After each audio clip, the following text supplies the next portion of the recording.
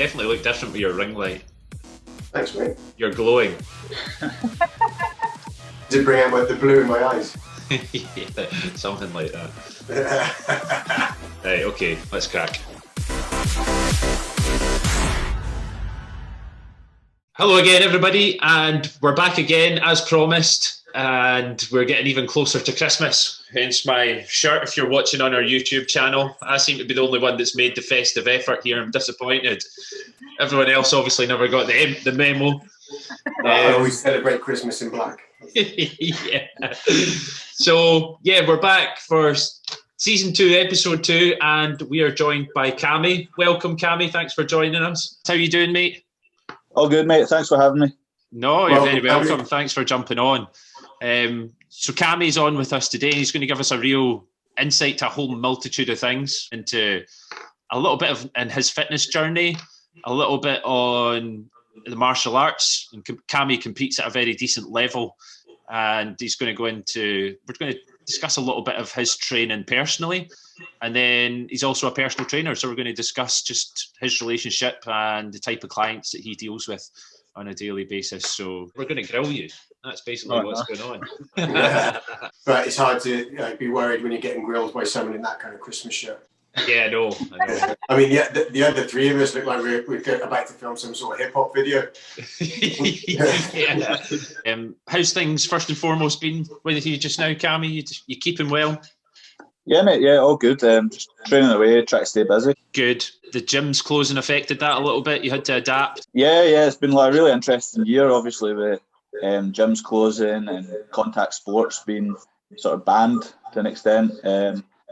I've just had to really adapt my training, focus more on strength and conditioning, and just try to improve the only way I can, really.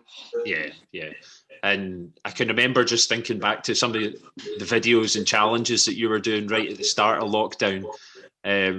Tell us about some of those, because you were doing some crazy ones, high calorie ones. What did you do? Was it a 10,000 calorie day? And yeah, we did a bunch of stuff. So like me and a couple of the guys I train with, I mean, obviously we're used to training, 6 days a week, training a lot. So we've got a lot of energy. And then when the gym's shut and you get told you need to stay at home, there's all these guys that are used to doing so much, and you're just pent up in your house. So we kind of thought, at first we were just training, we had some bits and pieces and try to get into some sort of routine of training a couple of days a week, but then we got bored with that and came up with some mad challenges to do. Like you said, we did the 10,000 calorie, we did max push-ups in an hour, we did like hot sauce in an ice bath. I can't even remember. We did a few more. We attempted to do like a 24-hour lifting session, but I think we totally fell apart. That's just not advisable. Too much. Yeah, 1 hour's plenty. I mean, that's not advisable, but the 10,000 calorie challenge. Yeah, that's okay. I mean, interesting though, just on that, can you tell me what it's actually like to be eating 10,000 calories in a day? What starts to happen to your body and your mindset towards food? Well, to be fair, I used to be pretty overweight, so I probably did that a lot back in the day. So I don't think it was so hard for me. The other guys I was doing it with, like, are proper athletes. One of them was vegan as well, so I think they really struggled. But I just hammered the Domino's, Ben and Jerry's, biscotti spread. It was actually fairly easy for me. But I remember there was a similar challenge that Jordan Sayat, the PT, did, and he was doing it where he was doing a Big Mac every single day, and he said by about day 5 he just couldn't stand the taste of it anymore. He said it was easy enough, but just didn't look forward to eating it. Yeah, that's true. Yeah, like usually you look forward to Ben and Jerry's, or you look forward to a treat like that. But after the second tub, I was like, I'm just forcing this down at this stage. Yeah, we should get some pictures up. We'll get some pictures up with you doing it online from your previous posts. Yeah, and it's pretty mad to think straight after. Yeah, well, even the day of it, I was still training. I don't know. I think that kind of helped. Like, that helped me eat more because I was burning calories and I was training so much. So yeah, but the mad thing is, when there's a lot of, depending on sports, but there's a lot of high-end athletes that are competing at top levels, and they're getting maybe not quite up to 10,000, but they're easily getting up into 6 and 7. Some endurance athletes and swimmers, and I know yourself from having conversations with you in the past. You still eat a lot of calories. I think you're usually up around close to 3. Is that right? Oh, I'm like, on a training day, I'm 4 easy. Yeah. I'll be like 3 on non-training days because I'm just trying to stay at the weight I am for competition.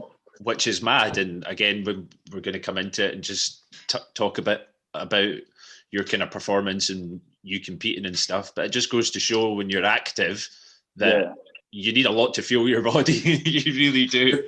Actually physically eating that amount of food is difficult though. I've worked with athletes before, and actually the only way you can get that level of calories into them all the time is by giving them shakes, you know.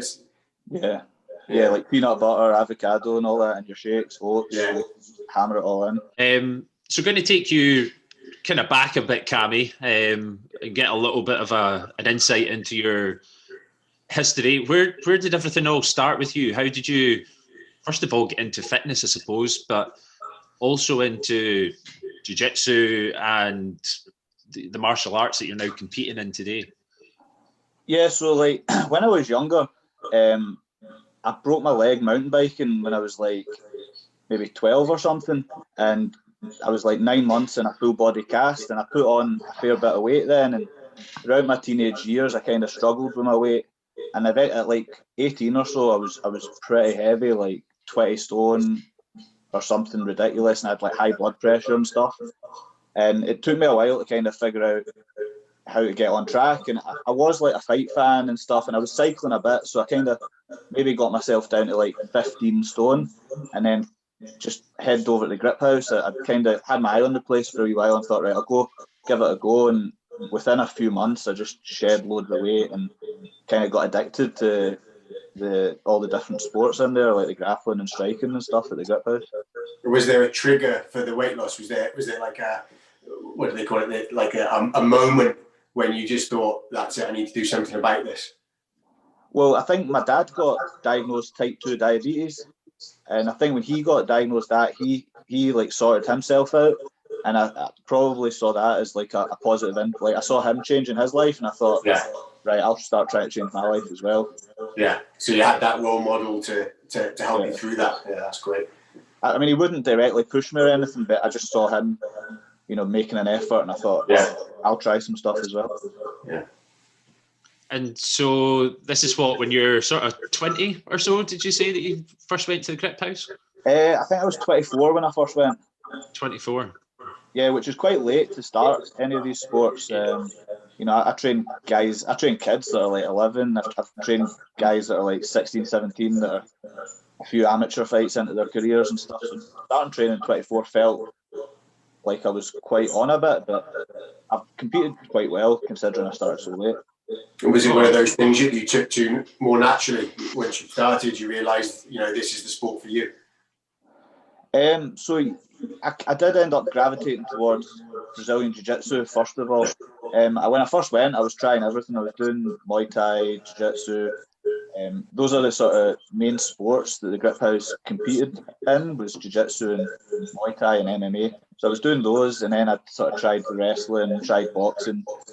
But maybe 6 months into training, a couple of guys suggested I compete in Jiu-Jitsu. So I think when I started competing in it, that really got me hooked. You know, I did okay at my first comp, but it just motivated me to want to get better. Taking it seriously. And that's quite something, to be able to go into something so late and get to the level and standard that you are now at today is quite amazing, really. Yeah, I think that's just credit to the gym. The grip house has got some really high level guys, and people are always, within any combat sport, I find people are generally really willing to help each other. They'll always go out their way and give you tips and stuff like that. Yeah, you hear a lot of people that are competing or taking part in training in Brazilian Jiu-Jitsu that's almost like a, without wanting to sound cheesy, like a lifestyle. And there's no people sort of putting themselves up on pedestals or anything like that. Everybody's helping each other. Everybody's there for the same reason. There's no egos. Well, they say there's no egos, but there definitely is. There definitely is. Always egos wherever you go in life. It's unfair. So can you give us like a rundown of what your competition's been like, you know, over the years, your wins, your losses, and maybe what you've learned from different competitions? Yeah. So in jiu-jitsu, I've genuinely lost track. I've won like loads of Scottish Opens pretty much every year since I sort of started, like 2015, 16, 17, 18, 19. I've took multiple golds at Scottish, a few at English comps. I think there's a website called Smooth Comp that kind of tracks wins and losses. I think my record's like 70 something and like 10, 11 losses. 70 something wins and 10, 11 losses. Just like one submission loss, 10 to like point losses, and like out of the 70 wins, I think I've got quite a high finishing rate, like maybe 40 by submission, 30 by points or something like that. But that only counts specific competitions. I've done a lot more than that as well. I've probably got a good few hundred matches in jiu-jitsu. The big comp I've not really hit is IBJJF. That's like, in judo you get their version, and in jiu-jitsu you get IBJJF. I've never really competed in that. It's quite expensive to take part. I've generally, the bigger competitions I've done well in have been no-gi competitions. No-gi meaning you don't wear the kimono. And they tend to be more like spectator friendly. People enjoy watching no-gi a bit more. It's more exciting and dynamic.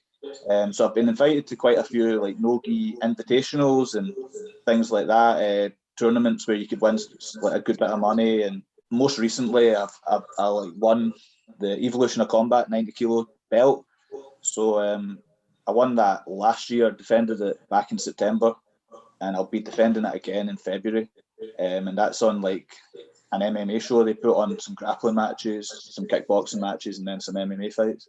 And what about a career highlight for you so far? So yeah, like competing in jiu-jitsu, the career highlights would probably be winning the Forza tournament, where, well, I won it twice. Both times you won 500 quid, so that was pretty cool.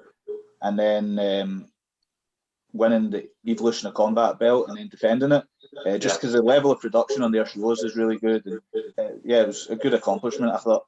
Then I transitioned to wrestling and competed in wrestling as well. And my first wrestling comp I did really well at the Scottish Open and cleared out there. So that was quite cool as well, going into my first wrestling comp, winning that, and I've made it onto the Scottish team as well. So that was straight off the back of like my first comp, pretty much. Fantastic. And there must be a big sort of link in. I mean, I'm guessing in the first instance when you've got involved in these sports, it's just because you enjoyed them. I mean, there'd be a fitness element to it as well, but that'll have grown, and you're obviously competing in a sport where, you need to be on top of your weight. And I think you're probably sitting at quite a natural level now where it's relatively easy to keep where you are. I know you've competed in the past and you've had to kind of push yourself to make weight a little more. I've done competitions where you need to water cut and stuff. I would only do that on a day before, but for the most part, the competitions you weigh in the same day or like an hour or two before you compete. So I don't tend to like to cut loads of weight. I like to try and stay at my competition weight all the time, which kind of forces me to keep myself in good condition throughout, because I want to be training at my competition weight. I want to be ready to go. So yeah, I'm kind of always watching my weight, watching my diet, just because I want to be ready for the next competition. I don't want to have to add a stress in of losing weight or changing things up too much. And what does a standard training week look like to you? How many times are you grappling or wrestling? How many sort of strength and conditioning sessions will you put in? So it's changed over the years. Obviously this year has been probably the most different as well, due to the restricted sort of contact sports we could do and stuff. Generally, I'll try and grapple in some form 6 days a week. Maybe have like higher intensity days and lower intensity days. So maybe like 3 hard sessions a week and then 3 sort of easier sessions. And I usually try and get like 4 strength sessions in, just hitting your sort of main lifts. Yeah, and those strength sessions, is that sort of roughly based around compounds, with a bit of accessories just on top of that? How does that sort of look?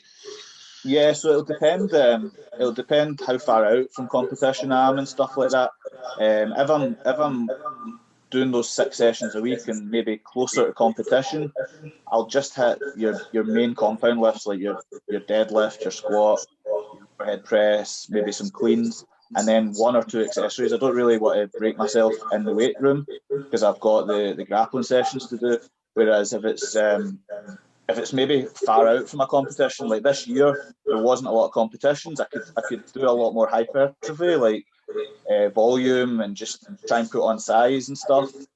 Because I wasn't grappling as much, it didn't matter if my body was broken down so much.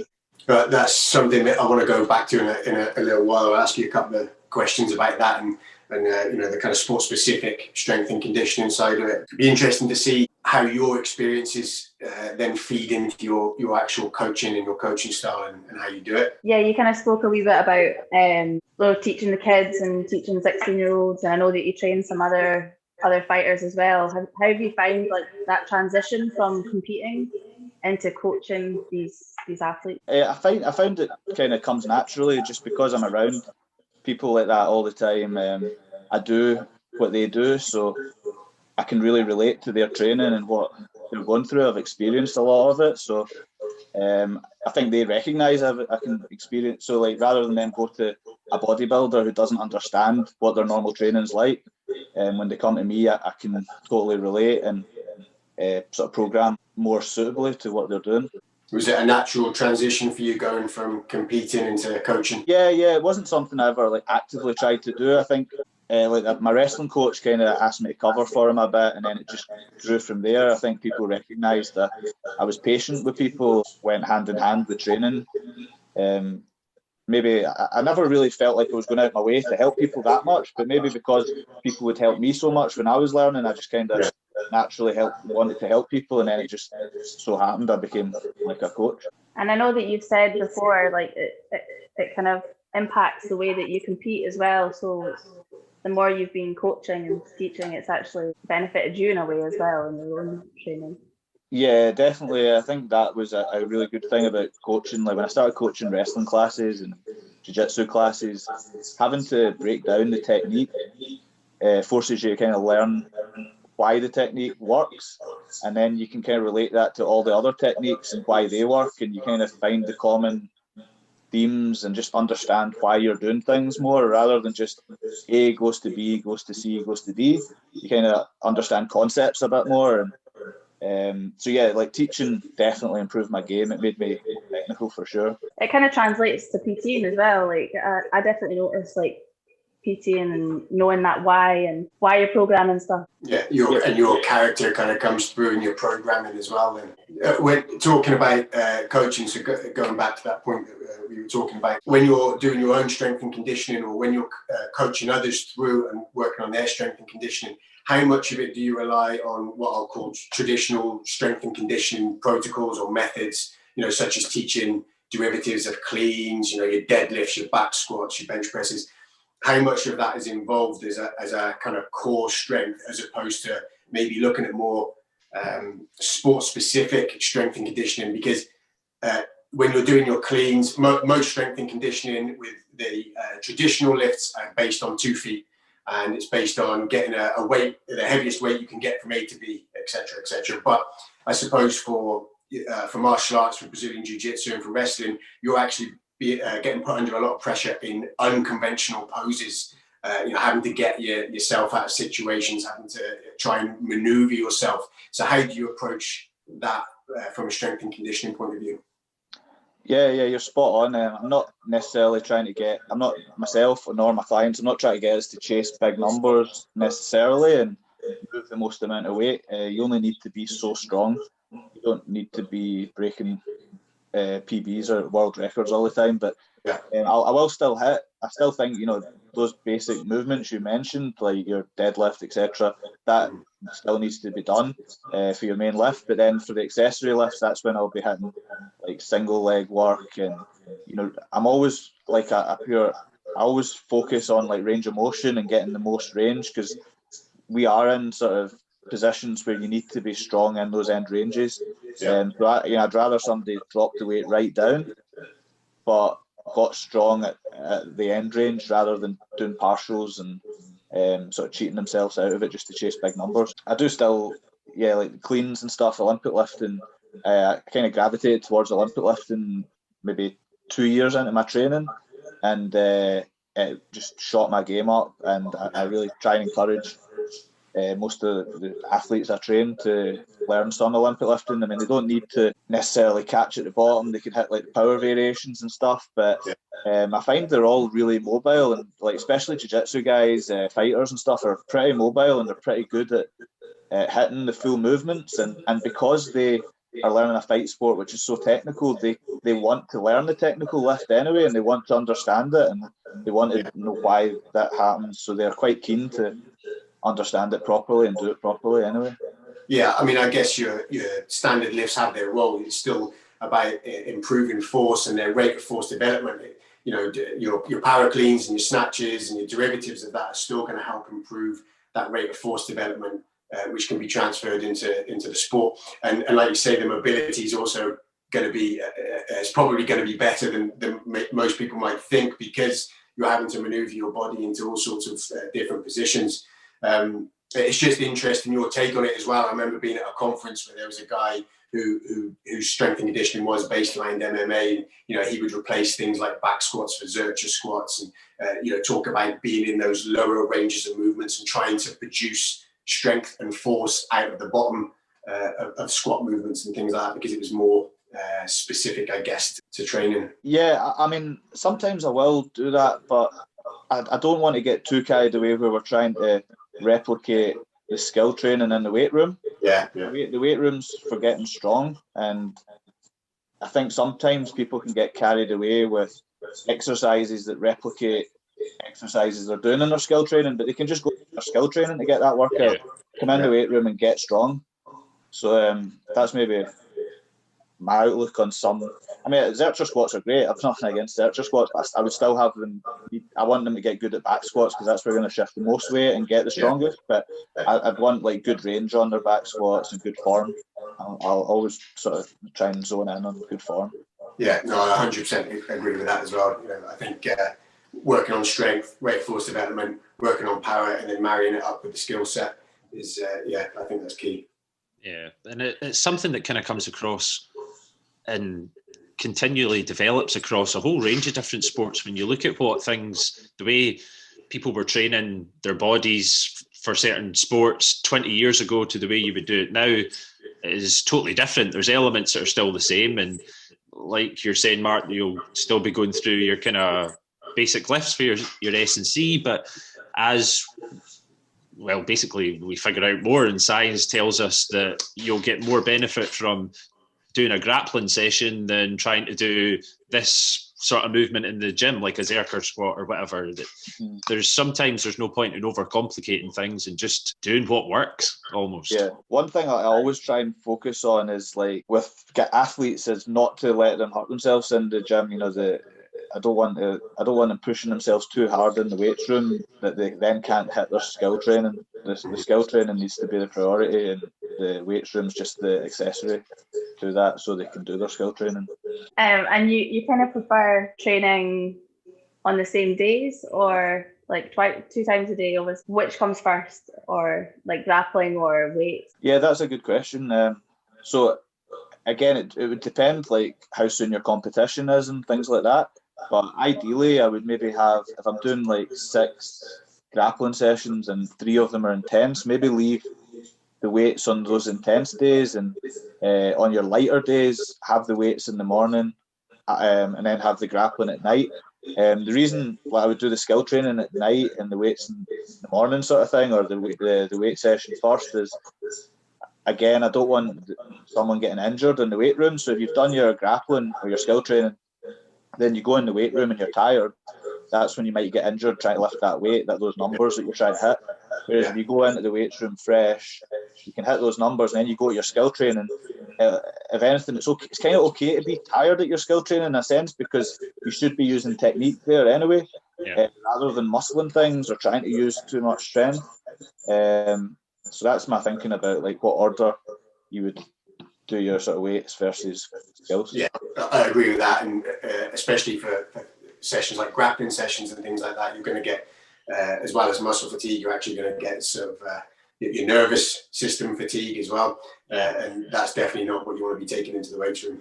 No, and then a big thing we chatted right at the start about calories and stuff as well, and that's when your nutrition becomes important as well. If you're going to be fatigued, and again, if you're doing double sessions in a day and you don't have enough energy, then technique's one of the first things that starts to fall, even in a situation like that. So that's where your 3,000 calories plus a day is warranted, and you need that energy just to be able to complete the sessions, I suppose. Definitely, yeah, definitely.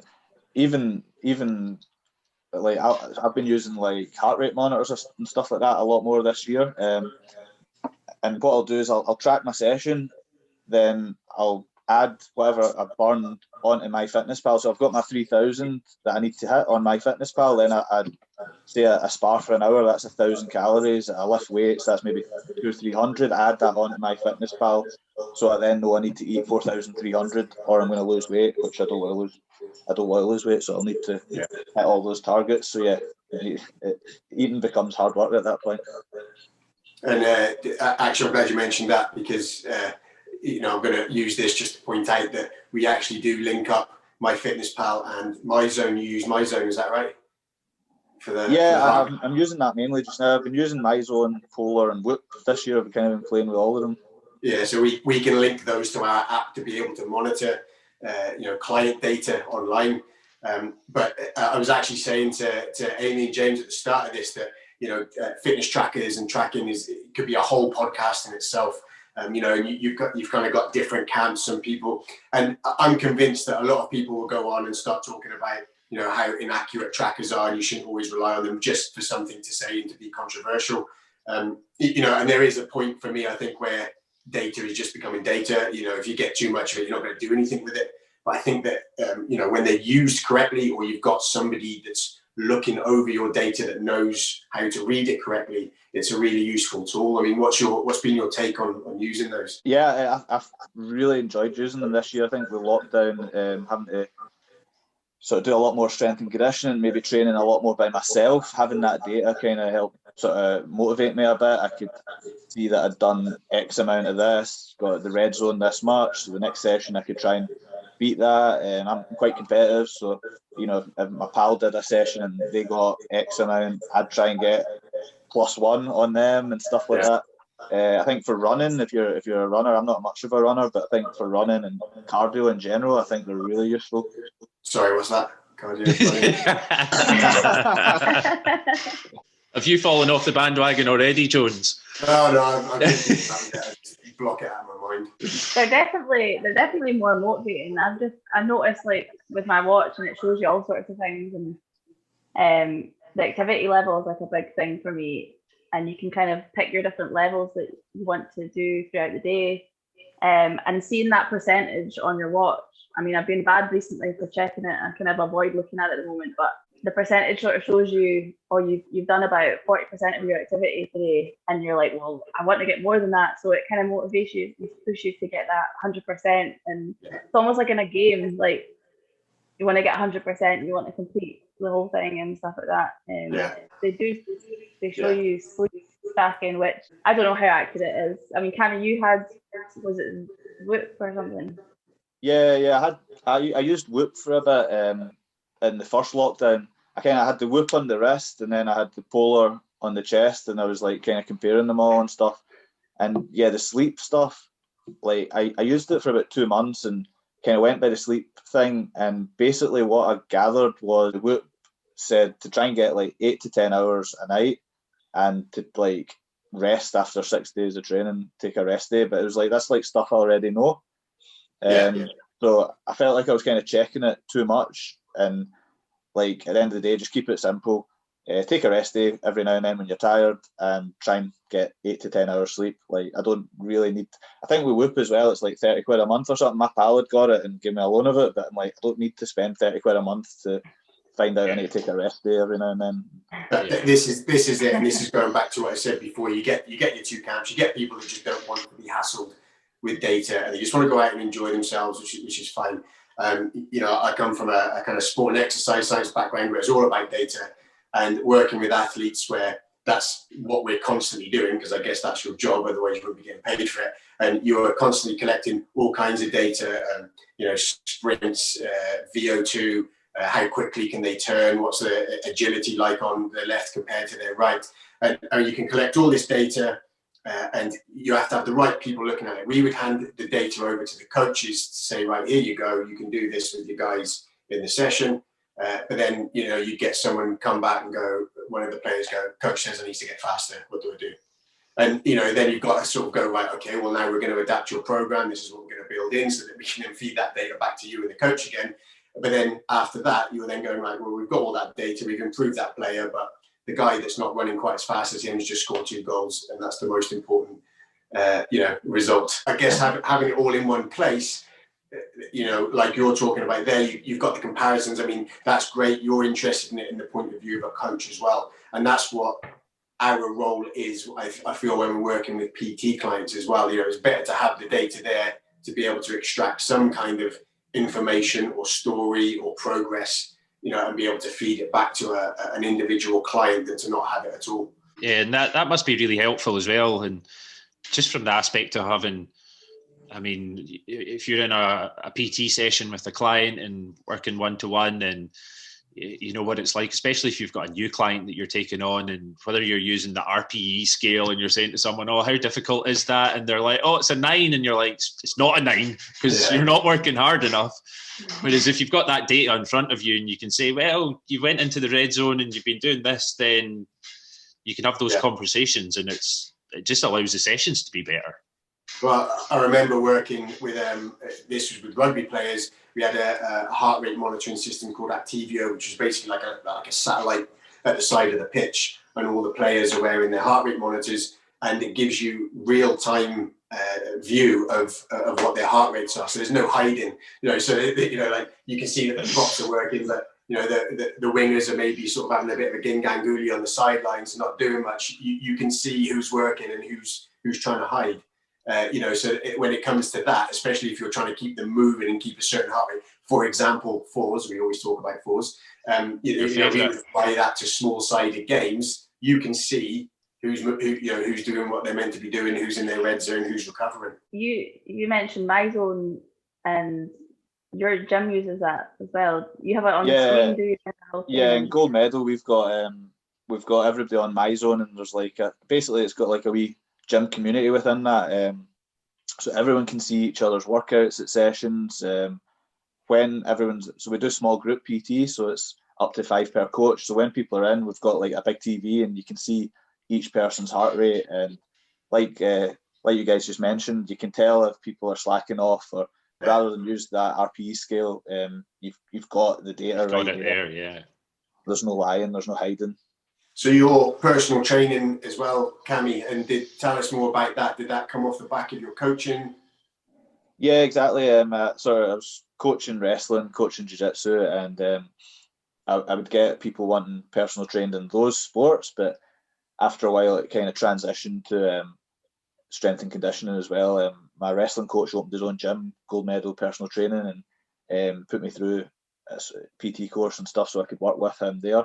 So yeah, I've been doing PT there for about 2 years now. And how did you find that this year with COVID and lockdown? I wanted to go back actually and just ask, I know some of the professional sports setups are actually allowing some athletes to come back in and train earlier during lockdown. Did you have anything like that as well? Because I know you've got some actual athletes that are competing in your camp, haven't you? Yeah, so regarding competing and contact, I think it was back in May, there was a thing where they allowed elite athletes to resume training. So like the pro MMA guys, the pro grapplers, myself and Kieran are in the Scottish team, so that kind of made us, if you're eligible for Commonwealth Games, you're considered elite as well. If your governing body could make you eligible, so we kind of resumed training. I think it was the end of May when that came about. It's still not been as good training as we would have usually had, because there's only limited people that can train. Yeah. Are you saying that because you think everybody, you're just beating everybody now? There's no one there to help push you. Completed it. Completed it, mate. Yeah. It's just like the lack of bodies makes it difficult. Usually you could go into a room and have 10, 15 different bodies, and now you're going in a room and you've got one body or two bodies, but we make it work anyway. Yeah, like obviously Reese and I competed in September, so we had to train for that. I think it was the only MMA show that happened in Scotland this year since COVID hit. Kieran Malone, he competed back in June, so we had to get training for that as well. And what was what effect did that have for your personal training as well? Then I mean, obviously it's a different setup. You know, you haven't got people that are able to come in, or they've still got the restrictions. They can't come in and carry on training like, you know, if you're a part of a professional setup or an elite setup. So yeah, so for the personal training, we had to just shift the focus to strength and conditioning. During the initial lockdown, I kind of like put all my guys, all my like wrestlers, all my jiu-jitsu guys, I ran Zoom sessions for them all, and had them all doing fitness related things. So we're running those, like it was like 6 days a week, just Zoom sessions. Like I tried to program them the best way I could. Obviously it's difficult with sort of limited kit access for everybody. I ran that right through the first lockdown. Then when we got out of that, gold medal opened back up, but it was outdoor training only. So we put up gazebos and we basically trained people in the car park. So I was too busy then. I had to kind of stop my Zoom sessions. Yeah. And we have been really busy since that first lockdown ended. I think we've got a good setup there with the outdoor training. And I think it was maybe end of August that we kind of stopped doing outdoor and we could go back indoor for inside the gym. Well, that's one of the positives from this industry. I mean, from personal training and health and fitness point of view, everyone's wanting to get back into it, and you know, it's kind of been non-stop for us as well. You know, non-stop for you. And what's your perception of people's attitudes towards their training when lockdowns are eased? Yeah, I think a lot of people were motivated this year. Maybe because there's less things to do, or maybe people had time to reflect on themselves, but I feel like a lot of people got really motivated and did really well this year. Loads of people lost weight, loads of people got stronger. Yeah, it's been I think a lot of people, or maybe, you know, COVID itself gave people a scare and they thought, right, I'll get myself in good nick so that if I do pick it up, my body will be ready to fight it and I'll get through it okay. But yeah, I've seen a lot of like people with really good mentalities this year. Yeah, it's been really interesting to see that, hasn't it? And it's interesting, like you say, it could be for a few different reasons, whether people have just got more time in their hands and maybe work's been a little less stressful, and there's been a few plus points in a horrible situation to take from it, but definitely see it with people. There's big success stories out there, which is really good to see as well. So competition wise then, for next year, have you got anything lined up at the moment? You said you've got something in February. I'm not sure exactly, but, you know, I think everyone's still up in the air. I will be competing February or March, I think. Like that show that they pulled off in September, again, like I said, I think it was the only MMA show they did this year. It was like, we found out the day of, the location, everything was a secret. I think, you know, they were worried about pulling the show off. It was like, ended up, it was in an equestrian centre in Kilmarnock, and, you know, in the middle of nowhere. And I think for February, March, it's going to be the same kind of thing where they don't want to announce the venue. I know, like, Bellator, the big MMA shows, are doing the same. Like, they're telling people the show's in Italy, but they're not telling them which city in Italy and stuff. This is starting to sound more like Fight Club. Yeah. It totally was, and it was quite cool, you know, like you just had to, right, where is it? Let's go. You had a stable to yourself or something? Yeah, the warm-up was a stable. Was it actually? Now I'm thinking back to Snatch. Yeah. Yeah. Right, Dags. Next year, I think end of March, there's going to be a British closed wrestling competition, like sort of just the British people. I don't know the venue again, but that's going to be like their first wrestling comp, maybe since February. It'll be like a year or something. They're going to do that end of March. I think Evolution of Combat, the one where I'm defending the belt, they've got a show February or March. They're not sure yet, so it's all just up in the air. But those are the dates in my head.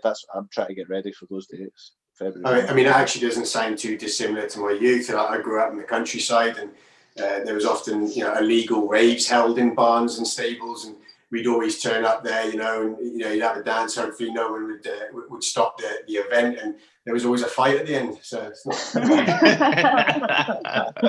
Did actually have the police turn up as well, I think, for that one back in September. Yes, people got rid of them. Don't say anymore. Don't say anymore. You've got some guys that are actually going to be competing with, or they were going to be competing. I'm trying to get in the Commonwealth team. So, like, myself and Kieran are going to make a run for the Commonwealth Games in 2022, the ones in Birmingham. So, from that comp in March 31st until the following April, if you medal at 2 opens or closed, just 2 events, you're eligible. So, yeah, I'm going to make a strong run for the Commonwealth Games to represent Scotland. So's Kieran. We'll both be at the same weight class, but it'll be cool. It means we've got a good training partner. Out with that, I've got like a bunch of guys. Pre-COVID, I had my jiu-jitsu guys in Paisley. We had about 6 out of the team, all getting into competitions, taking golds, taking silvers, like doing really well. Considering we're quite a new club as well, doing really well. I had my kids all compete or were competing. My wrestling classes, I had a bunch of guys looking to do their first competition. It would have been back in October, but obviously COVID put a stop to that. So yeah, I've got a bunch of guys looking to compete. What are you planning for the future for the coaching at the Grip House and for your personal training? Yeah, so I'm going to use like this year. I feel like this year my strength and conditioning and that side of my coaching's developed a lot. Obviously, I've not been able to coach a lot of grappling and stuff. So I think I'll put that to good use next year. I'm so used to dealing with like athletes, and I'll continue to deal with athletes that have got like fights coming up or they've got competitions. But I've kind of learned to appreciate more the average person that's goals something like get a full push up. Yeah, that means just as much to that person as that guy winning his fight means. Yeah. When they got that full push up or when they got that pull up, that meant a lot to them, and that value is just the same as that dude that went and won his belt or whatever. So I've kind of learned to appreciate that a bit more. So I'll continue to work both areas there. I'll continue to develop athletes, but I'll also work with people that have got all kinds of goals. So you spoke a bit about your plans and everything for next year. Have you got any advice for anyone, our members in particular, that are looking to achieve their goals, or if you've got any advice on that? I think my advice would be to just try and like find an environment. So like Jones the trainer is your environment. Try and find that environment that makes you happy and motivates you, and just be a part of that environment as much as you can, and you'll all sort of feed off each other. If you find someone that motivates you, or find people that motivate you, just gravitate towards them. And what about, what would you say to somebody who was thinking about getting into Brazilian Jiu-Jitsu or wrestling or a mixed martial arts environment? What's your kind of sales pitch to get somebody to come along and experience that? Yeah, it's not as intimidating as you think it is. It seems intimidating, but the people are just normal people like yourself, and they'll be so welcoming. Obviously, you won't be able to for a wee while with COVID, but once that clears up, I'd definitely encourage people to do some form of martial arts. I think Brazilian Jiu-Jitsu is really cool because, especially once you start sparring, you get put into uncomfortable positions, but you can sort of learn to be calm in those uncomfortable positions, and that translates over to real life a lot. So when something stresses you out, you learn to be calm and learn how to deal with it. Because you had a 90-kilo guy sitting on your face the night before, that. You got to terms with that. If you can get to terms with that, you can get to terms with someone cutting you off in traffic or whatever. So yeah. If you can handle someone choking you out at night, then maybe other things in your life aren't going to seem so bad. Exactly. Yeah. Going back to we talked about the 10,000 calorie challenge at the start, and you mentioned dominoes. What would be your standard Domino's order? What would you go for? To be honest, I wouldn't even go Domino's. I'd go Paisanos. Oh, you go Paisanos now? Posh. I hope we're going to get free pizzas from Paisano now. I'm going to make sure that. What would you go for, toppings wise? What are you thinking? See, I used to overload my pizza with everything, but I've got a pal that does like combat sambo, this crazy guy Jakob, and he really made me appreciate playing margarita again, because that's what he'd always margarita, it's just stripping it back. The basic, you can actually No taste nonsense. it. Don't overload it with loads of junk. Yeah. Yeah, and what would you go for with sides just to accompany that? I will Pisano. They're not big on sides, but No, they're not actually. No, you need that Domino's garlic dip sauce. You need that there. Yeah. So sneak that into Pisano's with you, and maybe like a portion of mac and cheese or something like that. Mac and cheese. Oh yeah, that's a great shout. That is a great shout. Mark, you're getting really into this. I feel like this is like food porn for you or something. Yeah. I've come into this podcast hungry, which was the mistake that I made. Yeah, I've been holding on to that 10,000 calorie chat since the beginning. I'm dying. Schoolboy error. But that's been great, Cammy. I've really enjoyed this podcast, from everything talking about your weight loss journey and getting into the mixed martial arts, getting into your personal training and your personal preferences on pizzas. This has been a real kind of yeah, it's been so good. Thanks for coming on, Cammy.